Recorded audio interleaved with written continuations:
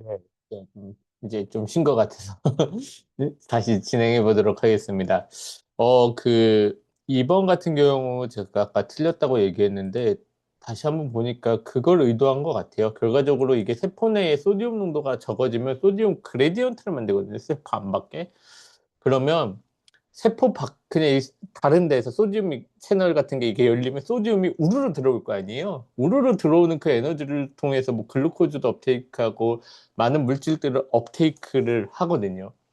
그것을 얘기한 것 같습니다. 그래서 결과적으로 요거 자체가 완전히 틀렸다. 어, 네. 너무 좀 이해하기 어렵게는 써놨는데 다시 보니까 그런 의도로 만든 것 같아서 완전히 틀렸다라고 하기는 어려울 것 같고요. 요거는 이제 틀린 문제고, 뭐, 그래도 뭐, 인스퍼레이션을 담당하는 그니까 완전히 틀렸다고 하기는 어려울까요? 네, 요것도 좀, 네, 틀린 문제고요. 근데 이제, 무슨 느낌인지는 저도 이해는 됐는데, 네, 느낌은 이해됐는데,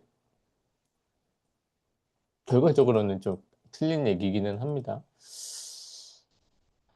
요건 또, 주요 원인 여러 가지 중에 하나인 건데, 그리고 요건 또 산성 쪽으로 기울였을 때 요거 말을 꼭 쓸 필요가 있었을까 싶어요. 어, 바이카보네이트가 염기성이니까 그렇게 썼을 수 있는데 버퍼 시스템이 CO2랑 같이 움직이는 걸 알면 그 요거는 최소한의 용지 부하량을 여기서 최소한이라는 것도 그냥 일반적인 소변량 뭐 이렇게 물어봤어도 됐을 것 같은데 그렇습니다. 네. 어, 그렇게 확인을 했고, 이제 세 번째 친구 것부터 또 보도록 할게요. 김다인 학생이 내주네요. 그죠? 제가 오지선 대용으로 내달라고 아마 했을 텐데.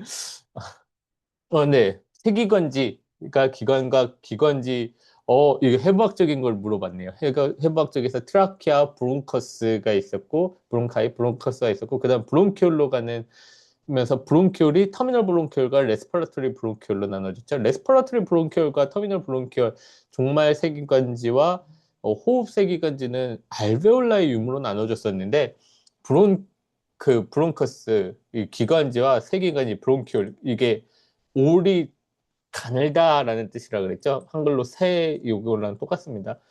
그 그래서 아터리가 가늘면 아터리올, 베인이 가늘면 베뉴올 뭐 이렇게 표현을 했는데 그 브론키올은 카틸리지가 없는 게 특징이죠. 그래서 아까 앞에서 COPD 환자가 공기를 내보내지 못하는 이유, 공기를 내보내지 못하는 이유가 이 기관지가 수축해서 그러는데 그 수축을 이게 뱉을 때 호흡이 이스프레이션 할 때 그 기도가 수축되는 이유가 연골이 없어서 그렇습니다. 그래서 여기 이렇게 잘 써줬네요. 오, 네. 운동을 하거나 몸에 열이 날 때는 조직에 어떻게 돼야 돼요? 조직에 산소를 더 많이 공급해 줘야겠죠. 더 많이 공급해 줘야 되니까 헤모글로빈이 산소에 붙어 있던 게 떨어져야겠다. 그렇죠. 그래야 조직에 갔을 때 헤모글로빈만 붙어 있으면은 조직으로 안 가는 거니까 떨어져서 조직 선포가 써야 될 거 아니에요?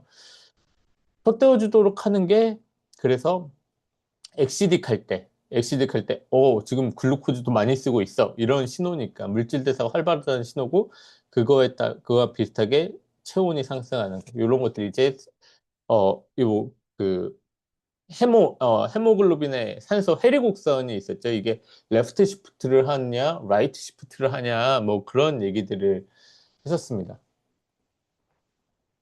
네, 좋습니다. 폐로 들어오는 공기가 피의 흐름이 서로 맞지 않는 VQ 미스매치. 이게 좀 어려운 내용인데 틀린 것. 이것에 대한 설명으로 틀린 것은, 이게 V와 Q가 왜 펄퓨전을 Q라고 하는지는 저도 잘 모르겠지만, 잘 맞아야 산소공과 이산화탄소 배출이 원활하고, 이게 그래서 맞아야 된다 그랬죠. 공기가 오는 곳에 피가 가야 된다. 그랬었던 얘기가 있었고, 기도가 막혔을 경우는 환기가 안 되는 거. 그죠? 그리고 혈관이 막혔을 때는 펄퓨전이 안 되니까, 결과적으로 공기는 가는데, 가스 교환이 안 일어나잖아요. 그래서 이게 데드 스페이스처럼 되는 것도 맞고요. 네, 이거 제가 설명을 했었군요. 0.8 정도 수준이고요.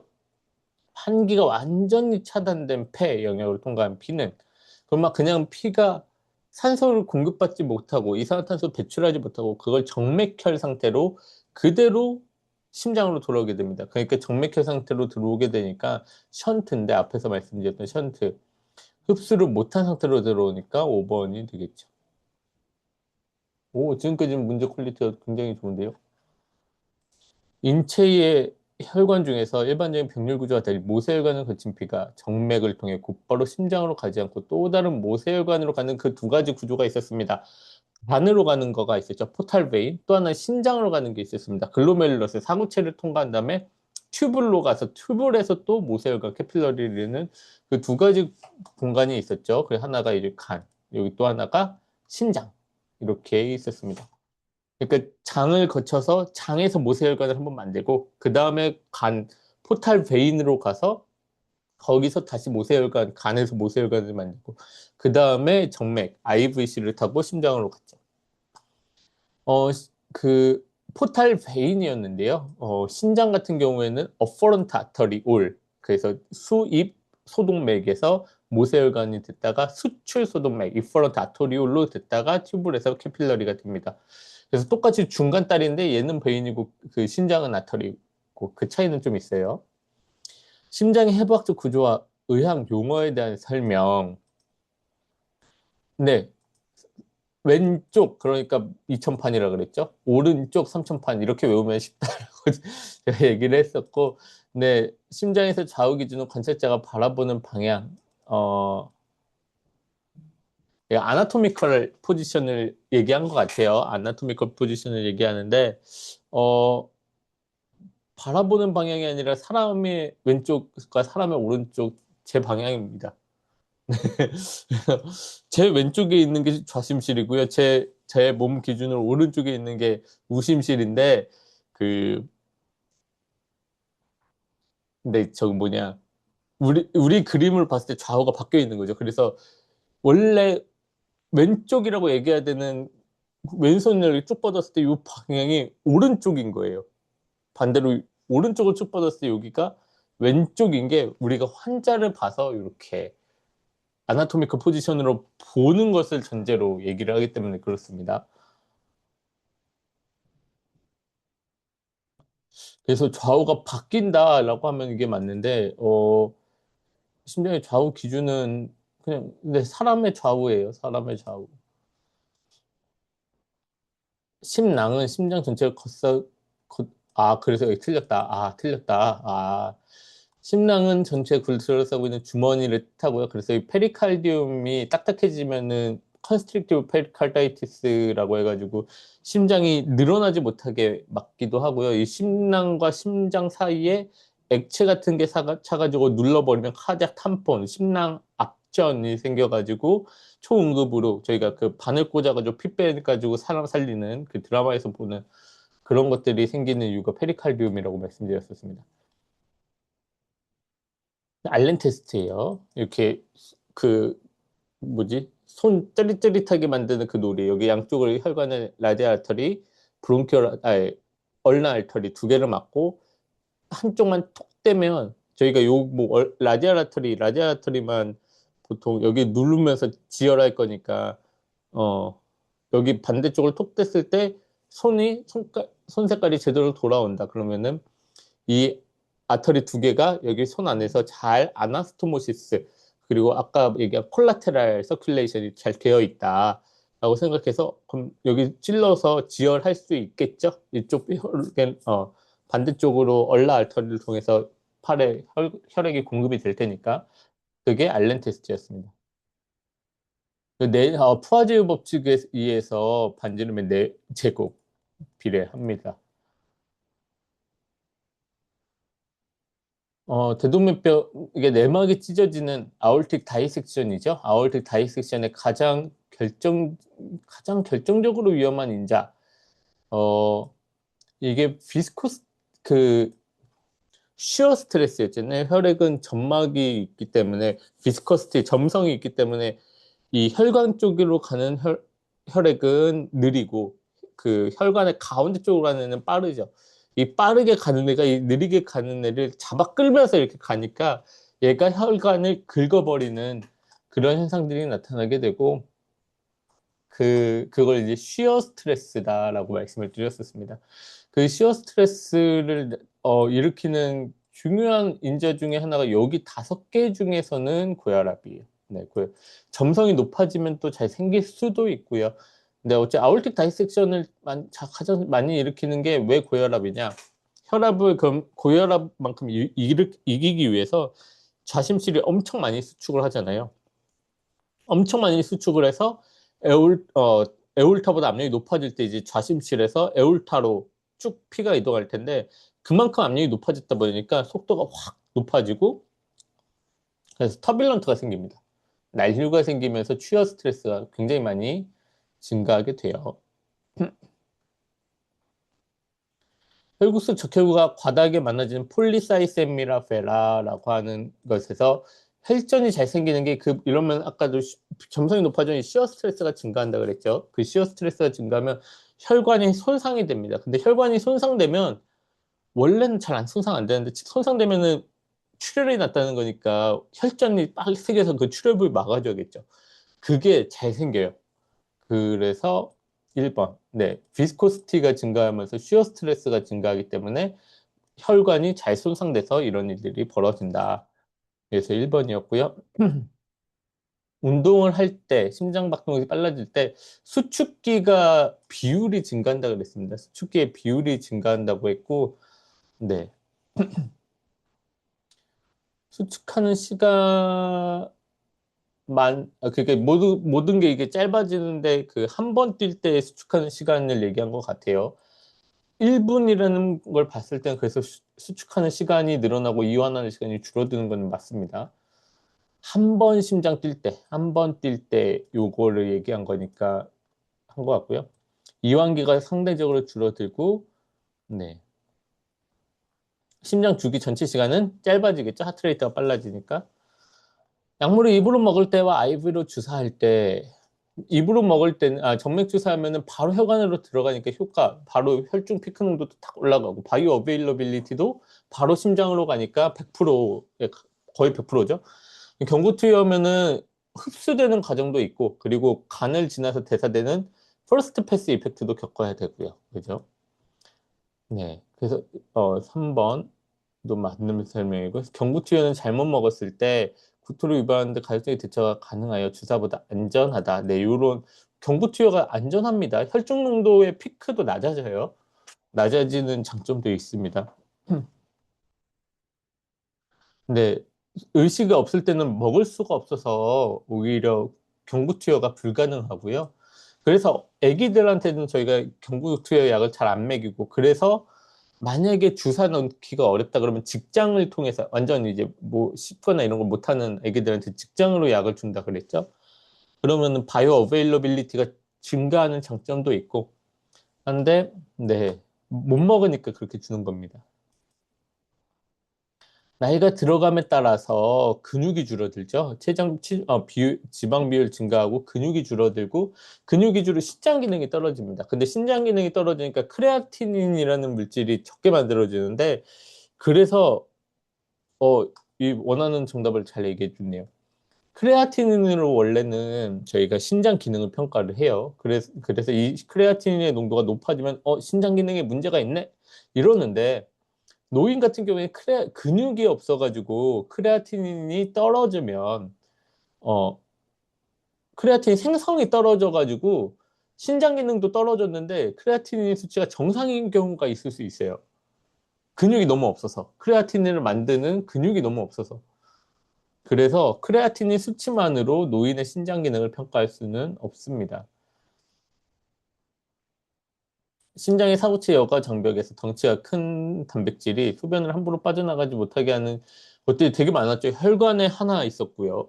그 혈관 안쪽에 하나 있었고 포도사이트로 인해서 딱 GBM도 있었고 포도사이트도 있었고 그랬죠. 그래서 사구체 혈관에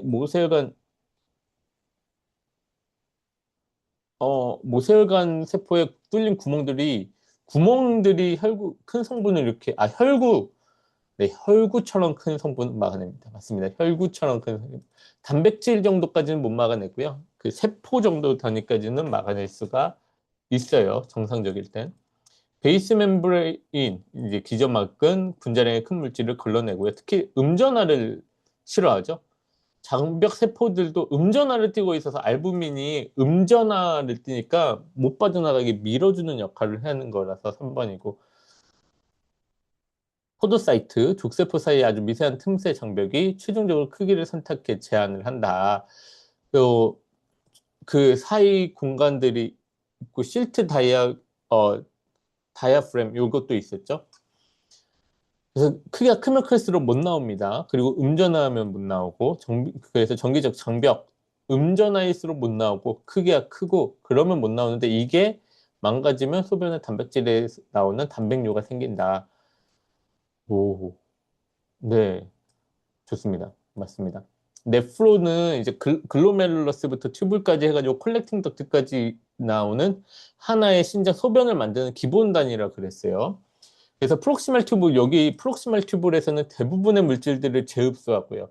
헨리골리 하행각에서는, 어, 헨리골리 하행각에서는 물을 재흡수하고 상행각에서는 이온만 재흡수를 하고, 요렇게 내려갔다가 올라가는 그 구조, 요거가 이제 카운터 커런트라 그래가지고, 그, 결과적으로 그 위에 굵은 상행간에서 막 그 이온들을 재흡수하는데 NKCC2라고 하는 채널로 막 재흡수를 하는데 그것 때문에 그 수질의 오스모larity 3탑을 막 높일 수가 있었죠.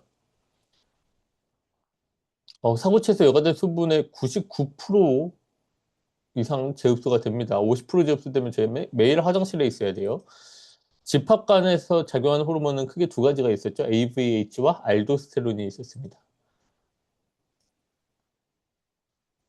네, 그래서 정답은 1번. 근데 포도당은 SGLT2 SGLT2를 통해서 업테이크 되는 데에는 한계가 있다 그랬어요. 그래서 혈당이 높아지면 그만큼 필트레이션, 여과되는 글루코즈의 양이 많아지겠죠? 최대한 제흡센도 남으면 그게 당뇨가 되는 거고요. 페니실린은 펩티도글라이칸이라고 하는 백탈락탐 링 구조를 갖고 있고요. 페니실린 바인딩 프로틴이라는 곳에 붙어가지고 그 백타락탄 링 구조가 제일 중요한 역할을 합니다. 그래서 세포벽에 펩티도글라이칸이 합성되는 것을 막아주는 역할을 했죠. 이 세포벽을 타깃하는 항생제들이 굉장히 많았어요. 페니실린 계통도 그랬고, 반코마이신도 그랬고요. 세포벽을 공격하는 거였고, 여기 2번. MRSA처럼 이제 내성을 죽이는, 어, 내성을 지닌, MRSA를 치료하는 항생제는 방코마이신입니다. 첫 번째 MRSA 치료하는 건 방코마이신인데, 방코마이신을 최후의 보루라고까지 얘기하지는 않아요. 근데 요즘은 진짜 흔하게 쓰고 있어가지고 좀 독한 약인데, 페니실린 에탄올이 아니고. 그래서 여기서 원하는 건 방코마이신인 것 같은데, 최후의 보루까지는 보통 아닙니다. 방코마이신보다 더 센 약도 꽤 있어요. 네. 케이코플라닌, 리네졸리드 이런 약들도 있고, 근데 어쨌든 MRSA 메치실린이 이게 페니실린의 한 계통의 약이에요. 페니실린 계통의 약이 되게 많습니다. 뭐 옥사실린도 있고 납수실린도 있고 그 중에 하나가 메치실린인 거예요. 네.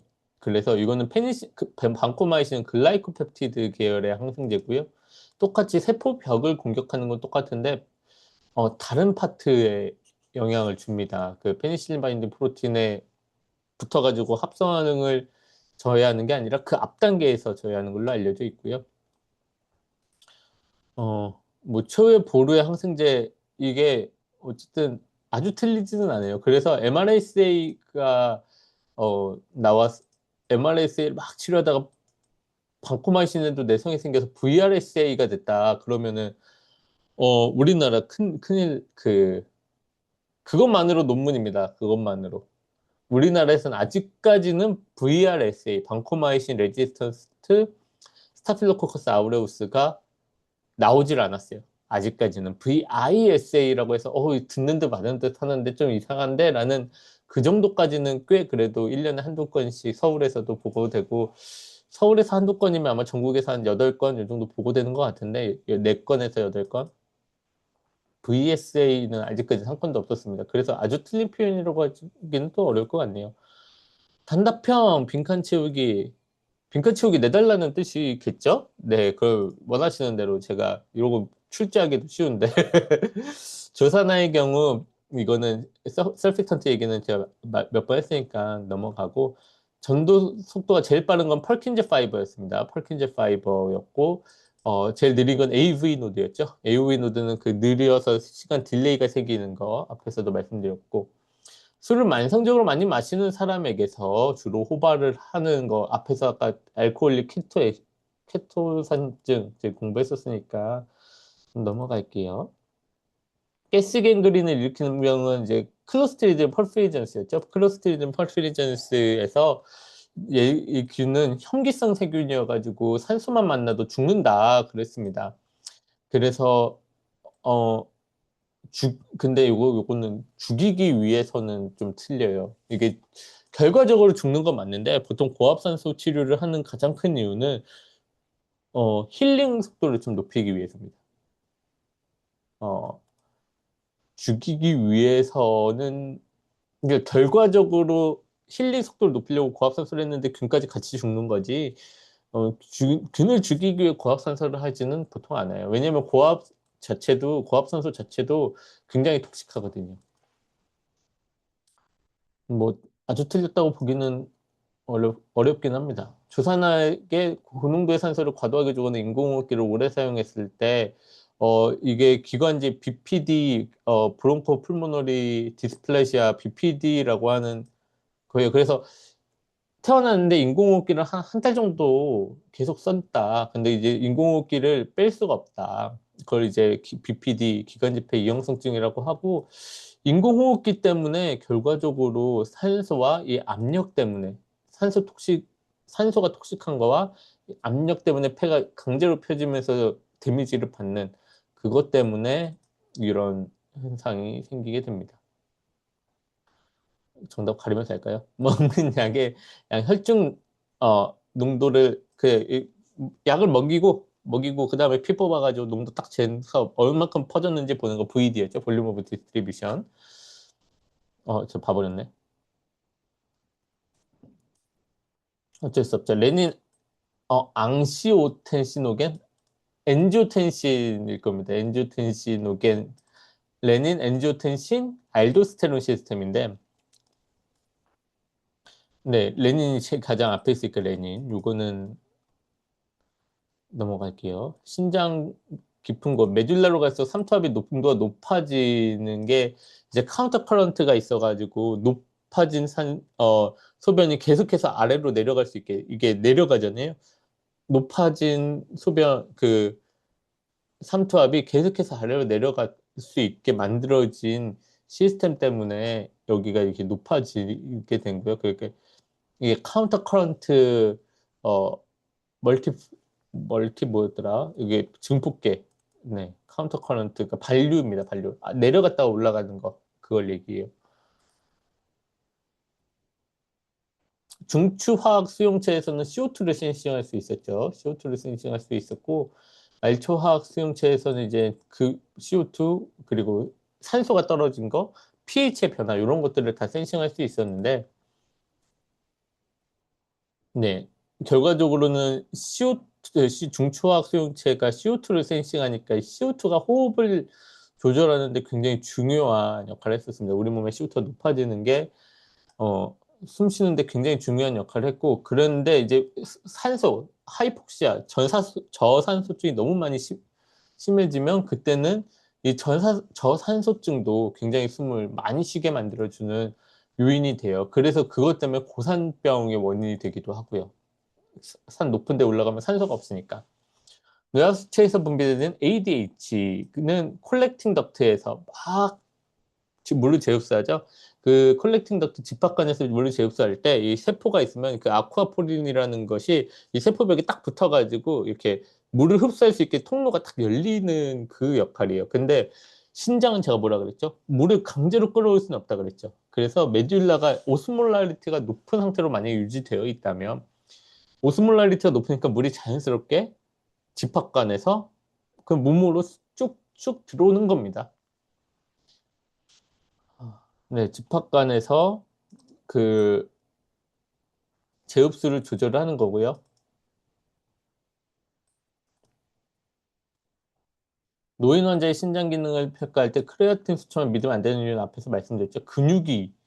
근육이 줄어들어서 심장이 파르르 떠는 심방세동과 심실세동 중 당장 몇 분 내로 사망에 이를 수 있는 것은 심실세동이고 심방세동은 심방에서 심실로 혈액이 이동할 때 실이 이완하면서 이미 거의 8, 90%의 혈액이 심방에서 심실로 쭉 이동한다 그랬죠. 그래가지고 심방이 마지막에 조금 더 짜주는 거지, 그 정상적인 심장에서는 심방이 수축을 안 한다고 해서 문제가 생기지는 않습니다. 근데 심실은, 네, 얘가 부르르 떨어서 수축을 못해서 온몸으로 피를 못 보내면 사망할 수 있죠. 그래서 심실세동은 초응급입니다, 초응급. 경구투여는, 어, 몸에서 흡수되는데 시간이 필요하니까 효과가 좀 더 느리고요. 그리고 간을 한번 거쳐서 대사가 된 다음에 심장으로 오니까 그걸 이제 퍼스트 패스 이펙트라고 말씀을 드렸었고, 주사나 알약 형태로 온몸에 약을 주었을 때 혈관벽이 너무 촘촘한데 어, 크게 두 가지가 있습니다. 크게 두 가지. 잘 알려져 있는 거는 뇌와 이거 어떻게 알았냐면 그냥 약에다가 그 염색약을 피에다가 쥐의 피에다가 염색약을 쭉 줬더니 두 군데가 염색이 안 되더라는 거예요. 그게 하나가 뇌였고요. 그게 비비비 때문이었고, 또 하나가 대표적으로 이제 테스티스, 오바리, 난소, 정소입니다. 난소, 정소 예요. 그래서 블러드 테스티클라 베어리어 혹은 블러드 오바리언 베어리어, 보통 테스티스 얘기를 해요. 테스티스 어 베어리어가 있는데, 농양 같은 경우는 이거는 조직이라고 하기는 조금 어려워서, 여기는 근데 혈관 자체가 없기 때문에 약이 잘 안 가는 대표적으로 약이 잘 안 가는 곳입니다. 약이 잘 안 가는 곳. 그래서 고름을 치료할 때 저희가 항생제를 막 하지 않고 뭐 주사를 찔러가지고 녹용을 빼낸다든가 수술해가지고 제거한다든가 하는 이유예요. 제가 요즘 천식에 대해서 다시 좀 공부하고 있는데 COPD도 가역성이 나타나는 경우가 꽤 있어가지고 요즘은 이렇게 가역성 여부로 비교하지는 않는다고는 하는데요. 그래도 전통적으로는 이렇게 알려져 있으니까. 그래서 아스마 같은 경우는 알러직 리액션이고 COPD 같은 경우는 폐가 많이 파괴돼서 생기는 문제입니다. 그래서 이미 많이 리모델링이 진행되고 많이 파괴가 된 게 이제 COPD가 되겠고요. 원인 측면에서 알러지, COPD는 대부분 흡연 때문에 생기게 됩니다. 문제 퀄리티가 굉장히 좋았어요. 뭐 한두 개 좀 아쉬운 부분들은 있었지만 문제 퀄리티가 굉장히 좋네요. 네, 이번에는 신정원 학생 문제인데, 흑기시 사용되는 그래요. 이게 거리가 먼 거. 다이아프램, 익스터널 인터코스탈머스, 어, 네, 제일 먼 거는 인터널 인터코스탈머슬이고요. 네, 스켈린 이것도 이거 목 근육이에요. SCM 머스가 똑같이. 그래서 얘도 주요 호흡근은 아닙니다. 보조 호흡근이에요.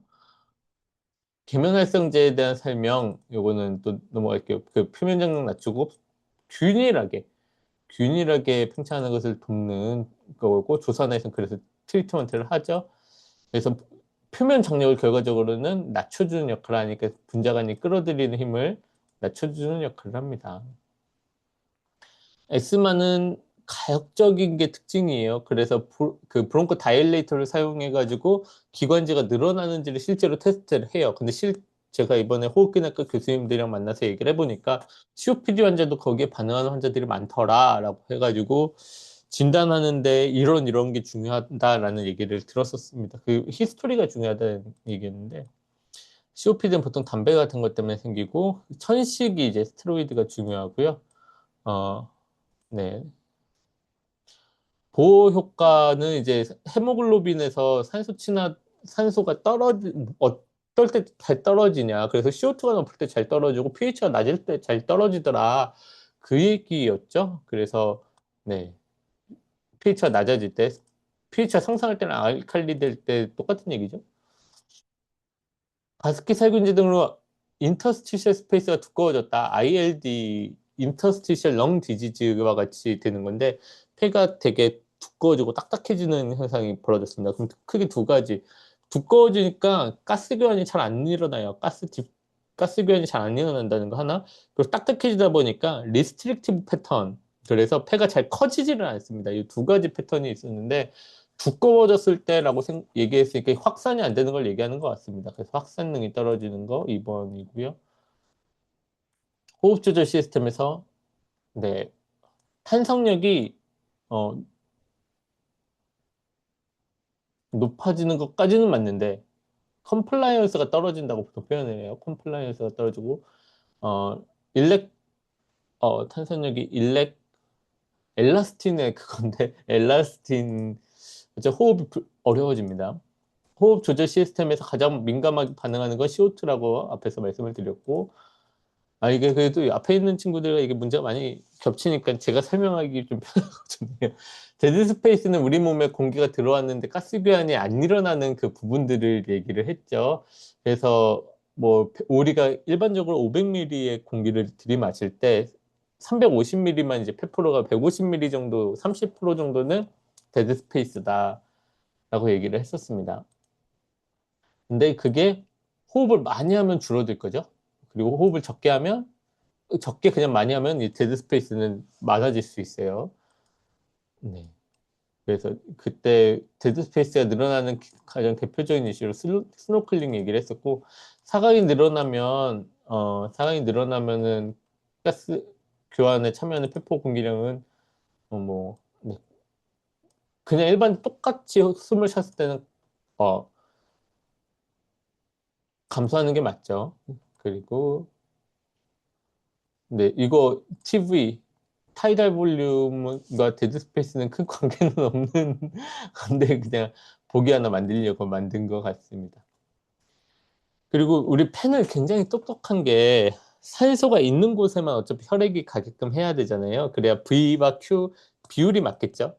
그래서 산소가 없는 곳은 혈관도 수축시켜버리는 그런 메커니즘이 있습니다. 그거를 하이폭시 풀모너리 바소 컨스트릭션이라고 하고, 근데 모든 폐가 다 그래서 저산소증, 폐 상태가 안 좋아지면 자연스럽게 폐 고혈압까지 생겨요. 아주 자연스러운 일이고요. 네, 이것 때문에 풀모너리 하이퍼텐전, 그 폐 고혈압까지 생기면 그래서 치료가 굉장히 어렵습니다. 이 폐가 문제가 생겨가지고 폐 전체가 저산소증에 빠져서 그래서 바서 컨스트릭션이 돼서 폐 압력, 폐 고혈압, 폐혈압 그러면 폐 고혈압 중에서도 굉장히 치료가 어렵고 그 폐 고혈압의 치료는 폐를 잘 치료해라 이렇게 되어 있어요. 어렵다는 얘기죠. 근데 글루코즈 마지막에는 산소가 받는데 산소가 안 받을 때는 이제 파이루베이트까지 갔다가 그게 락테이트로 바뀌면서 락테이트가 막 쌓인다 그랬죠. 근데 허혈 상태에서 ATP를 산성하는 주요 기전입니다. 글루코즈에서 파이루베이트로 되는데 두 개의 ATP가 만들어지잖아요. 원래 미토콘드리아까지 돌면 30개가 넘게 만들어질 테니까 훨씬 효율성이 좋은데 효율성은 떨어지지만 허혈 상태에서 ATP를 만드는 정말 주요 경로고요. 유산소보다는 당연히 적게 만들어지고 이산화탄소가 물이 아니라 락테이트가 만들어진다는 게 문제가 있고 미토콘드리아가 안 돌아가니까 파이로 생기는 현상인 거죠. 알코올은 매우 빠르게 흡수됩니다. 그래서 빠르게 흡수되니까 중독까지 되는 거예요. 근데 음식물과 섭취하면 혈중 농도 시간이 좀 느려져요. 흡수가 좀 느려집니다. 그래서 안주바에 세운다고 하죠. 저희 술 안 취한 적 막 많이 먹는 사람들 안주바에 세운다고 하는데 일리 있는 얘기예요. 일리 있는 얘기. 그 만성 음주시는 네, 뭐 하나가 유도가 돼요. 네, 뭐 두 가지 패스웨이가 있는데 그 아세트알데하이드로 만드는데 두 가지 패스웨이가 있는데 그 중에 하나가 유도가 돼서 그래서 좀 덜 취하는데 얘는 유도가 되니까 또 술 안 마시면 없어진단 말이에요. 그래서 군인들이 오랜만에 휴가 나왔을 때 잘 취하는 이유 중에 하나가 되기도 합니다. 근데 문제가 뭐였죠? 아세트알데하이드 얘가 톡식한 물질인데 아세테이트로 바뀌는데 사용되는 요 ALDH2, 아세트알데하이드 디하이드로제네이즈 2, 요거는 인덕션이 안 된다. 이거는 타고나는 거예요, 그냥 타고나는 거. 그렇습니다. 그래서 오히려 요게 인덕션이 잘 돼서 술을 많이 마시게 되는 게 사람에겐 더 안 좋습니다. 코르트코프 소리가 처음 들리기 시작하는 거, 일단 혈액을 꽉 막고, 혈압질 때 혈액을 꽉 막고, 그러면서 이제 수축기 위원, 최고 피크 위원보다 조금 낮아졌을 때 소리가 팡 들리기 시작하죠. 그러다가 완전히 다 풀렸을 때 소리가 안 들립니다. 그래서 수축기 혈압, 딱 그 최고점, 혈압의 최고점보다 조금 낮았을 때 딱 소리가 들리기 시작을 해요. 그래서 소리가 들리기 시작한 게 최고 혈압이고요. 쭉 혈압을 낮춰서 소리가 안 들리기 시작한 그 시점이 최저 혈압이 됩니다. 그 이완기 혈압이 돼요. 우리 몸에서 모세혈관 두 개 통과하는 건 간과 신장에 있다고 말씀드렸고, 페니실린은 세포벽, 펩티도글라이칸, 앱솔루트 패소젠에 해당하는 거, 뉴모시스티스 지루베시, 근데 이거 에이즈 환자에서 많이 생기는 병인데, 네, 녹농균은 어디에나 있고요. 캔디다 우리 몸에 뭐 있을 수, 결핵균, 장티푸스균, 이건 앱솔루트 패소젠이기는 하죠. 아, 네, 그렇습니다. 관계없이 결핵균과 장티푸스균은 우리 몸에서 검출되는 건 너무 이상한 일이에요. 그, 알렌 테스트 이것도 넘어가고, 혈관 외수에서 재건술에 저희가 사용한다고 하는 정맥이 하나 있었죠. 여기 다리에 굉장히 두꺼운 정맥이 하나 있었어요. 그게 그레이트 사페너스 베인인데 이렇게 허벅지 제가 지금 일어나가지고 보여드릴 수가 없네. 이 접근이 쉽고요. 혈관도 크고요. 그 정맥인데 또 바깥에 있거든요. 피부만 좀 절개하면 나오는 그 접근도 쉽고 혈관도 크니까 이렇게 수술하기도 편해서 인공혈관 대신에 어쨌든 내 혈관을 좀 이렇게 이식하고 싶다 할 때 잘 사용을 합니다. 아터리 사용했다는 큰일 나죠. 레나베인 이런 거 다 큰일 납니다. 보통 잘 많이 사용되는 거. 네, 일렉트론 트랜스포트 체인에 대한 설명으로 오늘은 마지막은 O2가 받는 거였죠. 네, 일렉트론 트랜스포트 체인을 통해서 만들어지는 게 뭐였죠? 만들어지는 게 아니라 또 원래 TCA 사이클에서 NADH와 그 미토콘드리아 그 해당 과정에서 NADH가 그 결과적으로 FADH가 만들어지는데 그게 컴플렉스 1, 2 그게 3로 전자 이동시키고 4로 전자 이동시키고 산소로 전자 이동시키면서 앞에서도 말씀드린 미토콘드리아의 이너 멤브레인 안쪽과 바깥쪽 막 사이에 프로톤을 막 퍼내가지고 프로톤 농도를 높여서 그걸로 ATP 농도 경사가 있으니까 딱 통로를 탁 열면 ATP가 우르르 들어올 거 아니에요 안쪽으로 그걸로 ATP를 만들고요. 요거는 좀 딴 얘기지만 만약에 ATP를 안 만들고 싶다 그러면 그냥 통과하게 만듭니다. 그냥 프로톤이 쭉 통과하게 만드는데 그럼 뭐가 생기냐? ATP가 안 생기고 열이 생겨요. 그래서 체온 조절, 브라운 팻 뭐 이런 것이 있거든요. 특히 애기들에게는 많은데 그걸로 체온 조절도 할 수가 있습니다. 소디움 포타슘 펌프는 ATP 생성하는 효소는 아니고요. 네, 능동적으로 ATP를 사용하여 수송을 하고요. 산소가 없어도 ATP만 있으면 잘 작동합니다. ROS가 지질 이걸 리피드 프록시데이션 과정을 얘기하는 것 같은데 그냥 답이 리피드 프록시데이션이군요. 어, 체인 리액션이에요. 리피드 프록시데이션은. 그래서 결과적으로 리피드가 이렇게 있으면 얘한테 이제 라디칼이 딱 붙어버려요.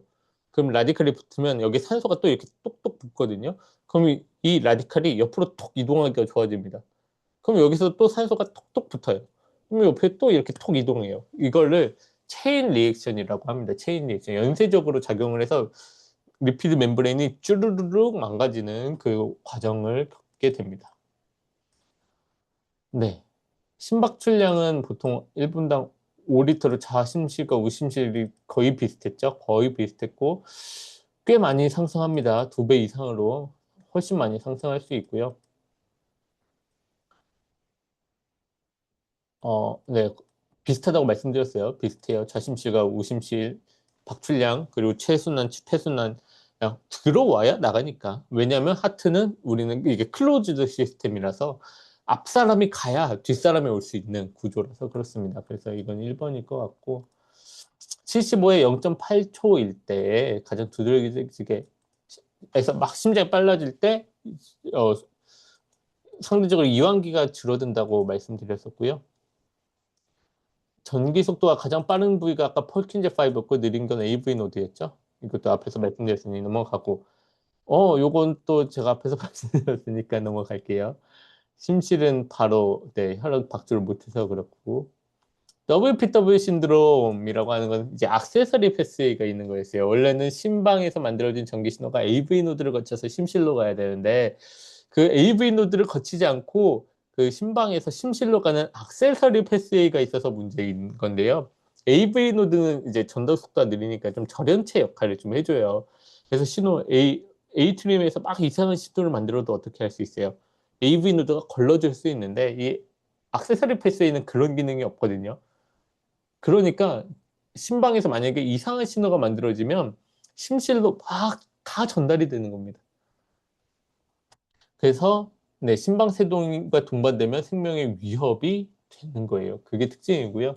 방시 결제를 통하지 않는 액세서리 패스웨이가 존재하는 게 WPW 신드롬이었습니다. 노인의 신장 기능을 평가할 때 가장 신뢰할 수 있는 지표는 네, 실험 크레아티닌이 아니다라는 것을 얘기하고 있었고, 그래서 네, 크레아티닌 클리어런스로 실질적으로 신장에 어떻게 작용하고 있는지를 평가해야 됩니다.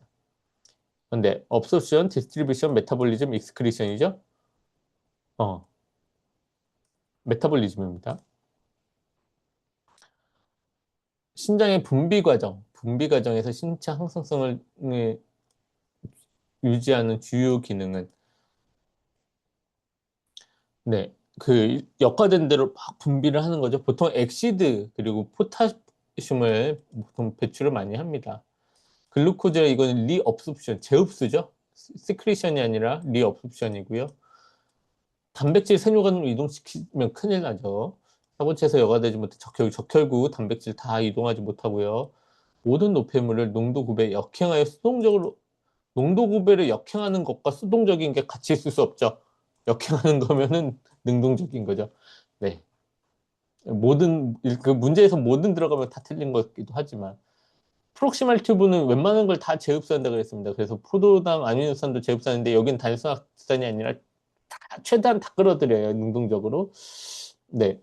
사구체에서 여과된 소듐의 약 66.7% 정도가 여기서 66% 정도가 여기서 재흡수가 되고요. ADH는 컬렉팅 덕트였고, 네. 그 소듐이 재흡수되는 만큼 물도 재흡수됩니다. 그래가지고 등장성, 삼투압의 변화가 없이 재흡수된다는 게 프록시말 튜블의 특징이었고요.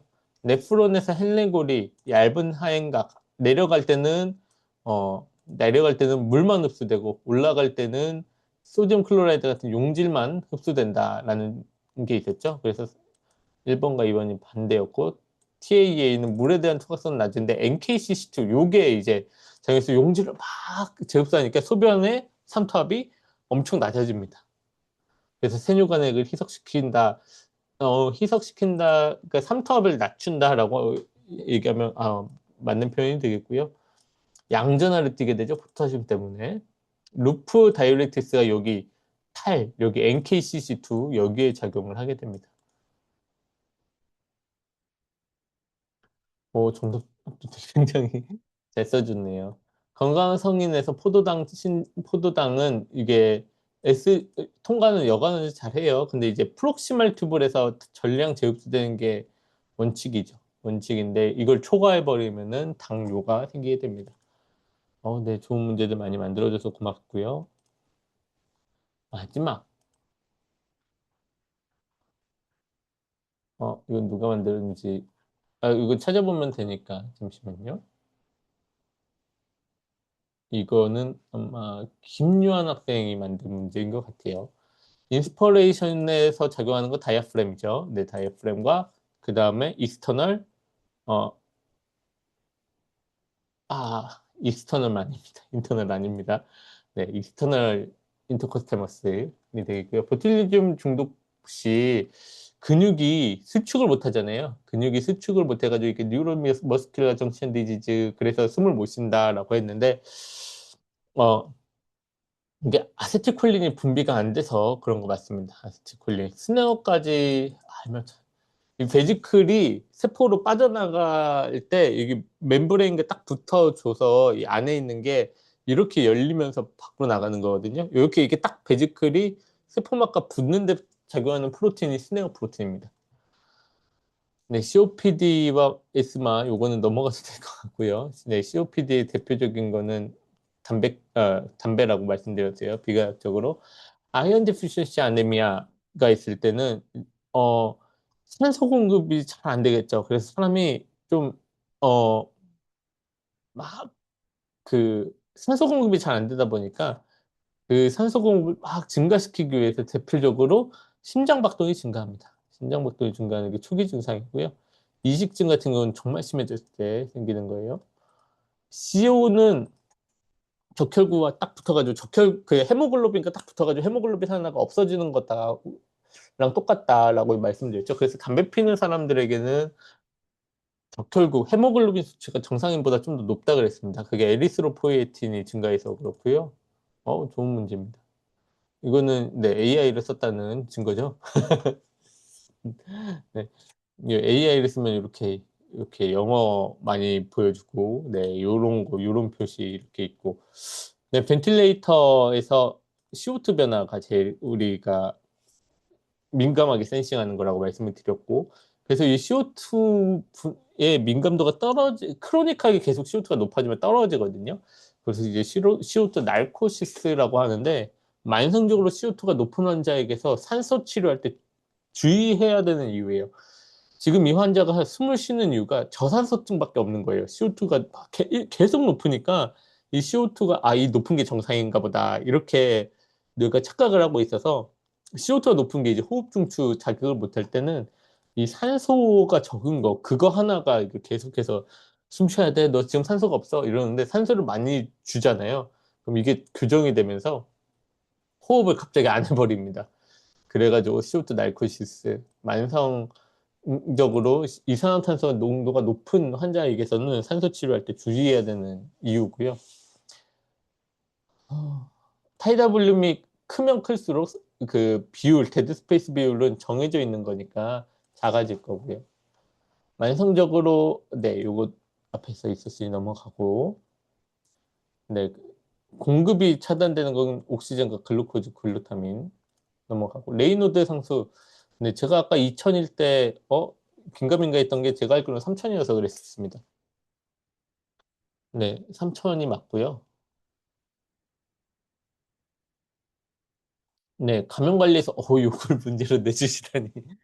제가 맨날 감염병 관련해가지고 강의할 때마다 꼭 넣는 슬라이드예요. 100%로 감염병 차단 불가능하다. 우리 감염병 차단은 100%할 수 없다. 이거 제가 꼭 넣는 내용인데 제가 학생분들에게 낼 생각은 없었는데 이렇게 만들어주시니 감사합니다. 제가 이 방코마이신 같은 경우에는 아까 페니실린 바인딩 프로틴이 아니라 그 앞 단계라고 했죠. 그게 이 디알라 여기 단계예요. 이 단계예요. 이것도 문제로 내주셨군요.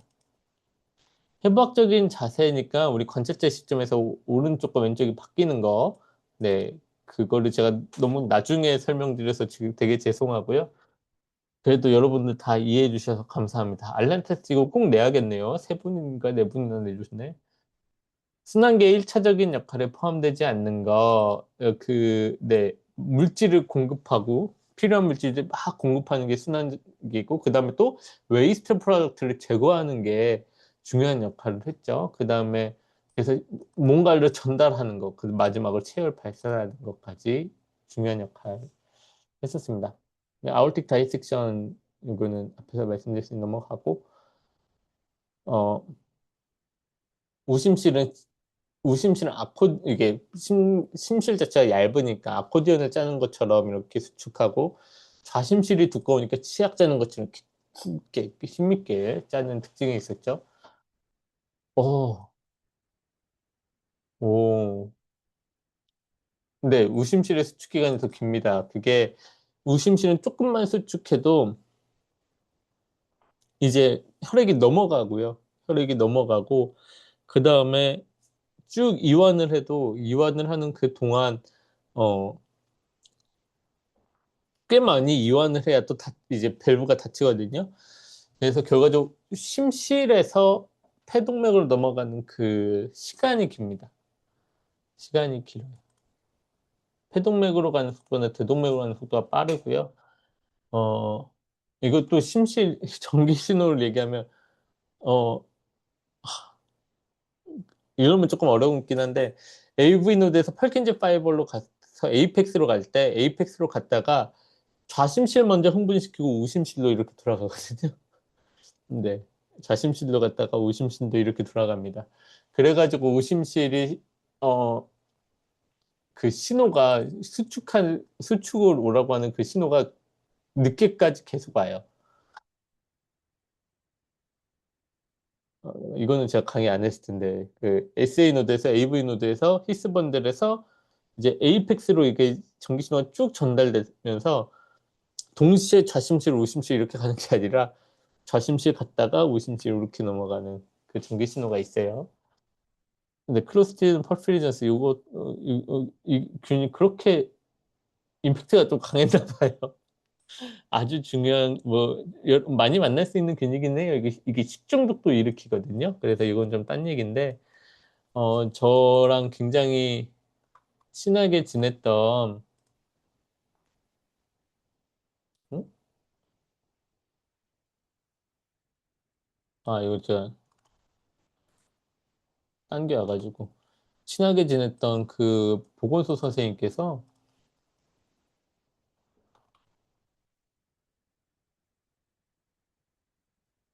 그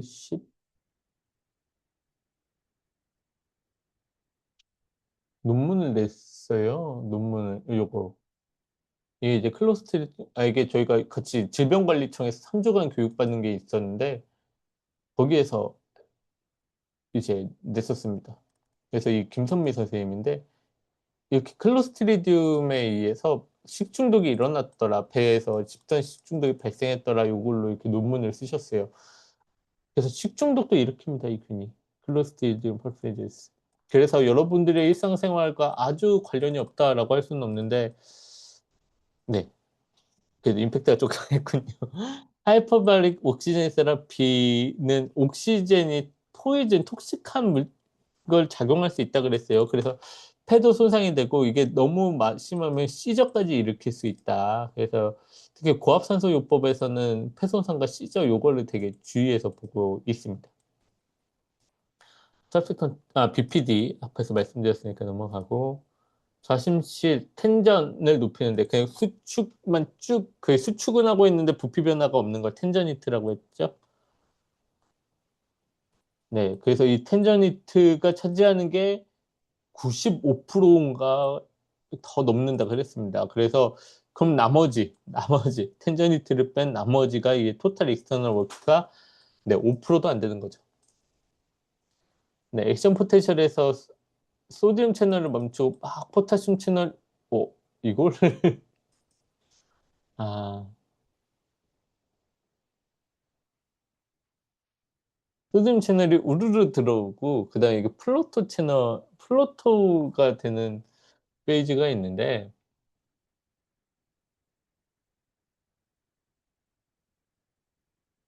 하트의 액션 포텐셜이죠. 하트의 액션 포텐셜인데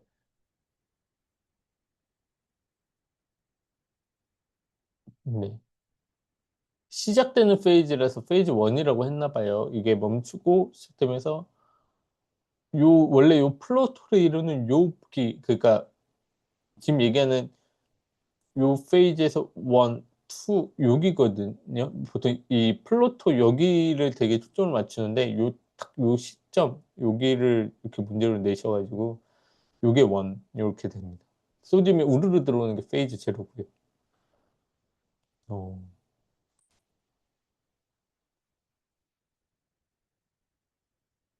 요걸 내실 거라는 생각을 제가 못했습니다. 쉽지 않은 문제여가지고 저도 설명을 그렇게 많이는 안 했던 것 같은데 제일 빠른 건 네, 펄킨제 5라고 했었고 제일 느린 게 AV 노드라고 했었습니다.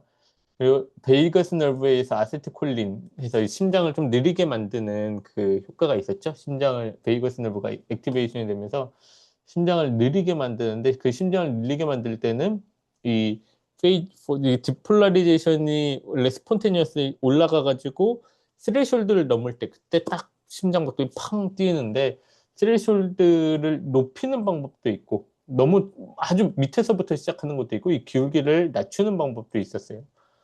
네. 그래서 일단 느리게 만드는데 빠르게 만들었다니까 틀렸고 전신순환에 도달하는 비율 우리가 먹었을 때 결과적으로 심장에 도달하는 걸 바이오 어베일러빌리티라고 얘기를 했었죠.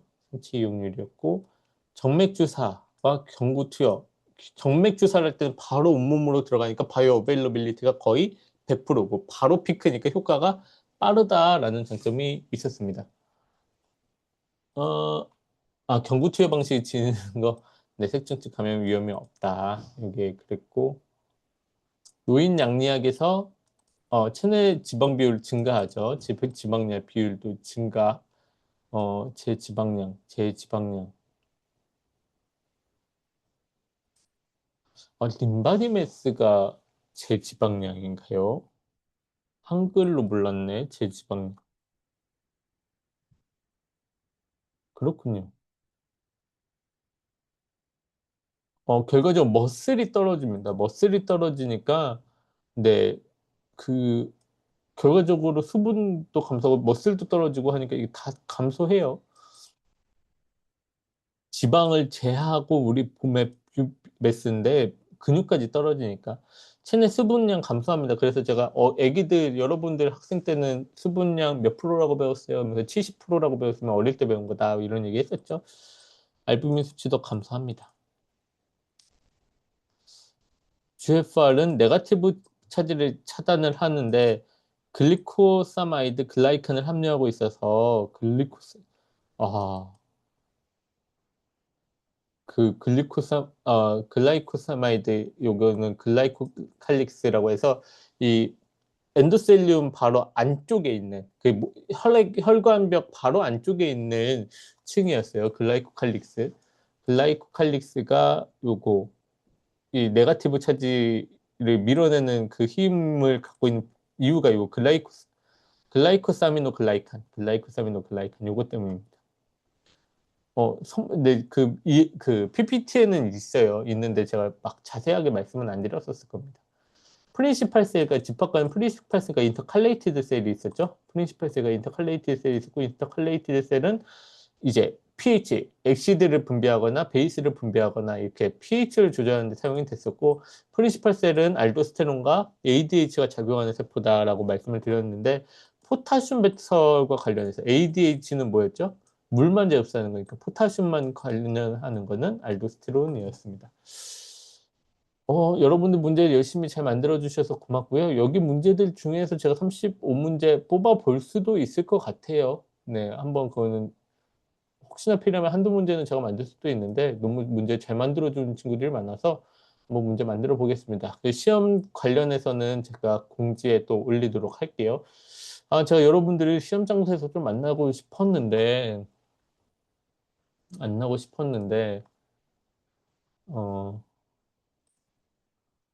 요건가? 어, 네, 그때 이제 미팅이 두 개나 또 있어가지고, 그리고 저희 교수님이 한 분 오셔가지고 같이 세미나도 해주시는데, 제가 그 오거나이저거든요. 그래가지고 여러분들을 못 만나게 돼서 너무 아쉽고요. 여러분들 한 학기 동안 정말 수고하셨습니다. 시험 감독은 아마 그래서 제가 행정 선생님한테 부탁을 드려야 될 것 같아요. 정말 여러분들 한 학기 고생하셨고요. 언제든지 그 학점이 없어도 제가 그냥 교양 과목 만드는 거 솔직히 너무 힘들어서 이제 안 만들까 해요. 근데 혹시 공부를 하고 싶다, 그럼 언제든지 찾아오셔서 물어보시거나 이 부분 알고 싶습니다 말씀해 주시면 제가 강의 준비해서 올리도록 할게요. 네, 그 진짜 한 학기 동안 너무 고생하셨습니다. 수고하셨습니다.